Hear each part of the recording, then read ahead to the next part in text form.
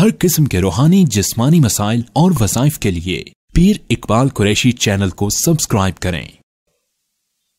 نحمده ونصلي على رسوله الكريم اما بعد فاعوذ بالله من الشیطان الرجیم بسم اللہ الرحمن الرحیم۔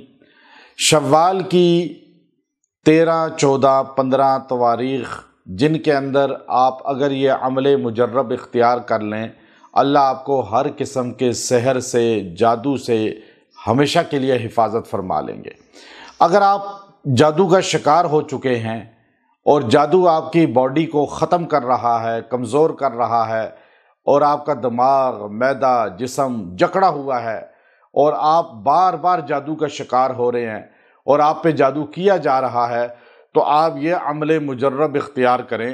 سورہ صافات کی آیت نمبر 9، دحورا ولہم عذاب واصب، اس کو آپ نے 70 بار پڑھنا ہے اور اس کو آپ نے 70 بار پڑھ کے پانی پہ دم کر کے پئیں پانی، اور اس پانی کے ساتھ تھوڑا سا بالٹی میں ڈال کے غسل بھی کر لیں۔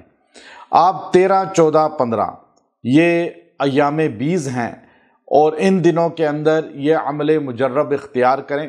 آپ پانی پہ دم کر کے پئیں۔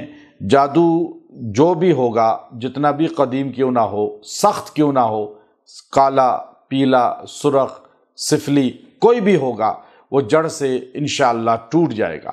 اور اگر آپ پہ کوئی جادو بار بار کر رہا ہے، آپ کو محسوس ہو رہا ہے کہ جادو پھر ہو رہا ہے، تو آپ یہ عمل روزانہ 11 بار پڑھ کے پانی پہ پی لیا کریں۔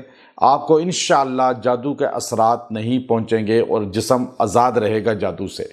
اور اگر کوئی آدمی آپ کو تنگ کر رہا ہے، بار بار کھانے کی چیزوں پہ دے رہا ہے، آپ کو کوئی کھانا مشکوک ایسے سامنے آیا، آپ کہہ رہے ہیں کہ کھانے میں جادو نہ ہو یا کوئی چیز ملائی نہ ہو، تو آپ کھانے میں یہ 11 بار پڑھ لیں، دحورا ولہم عذاب واصب۔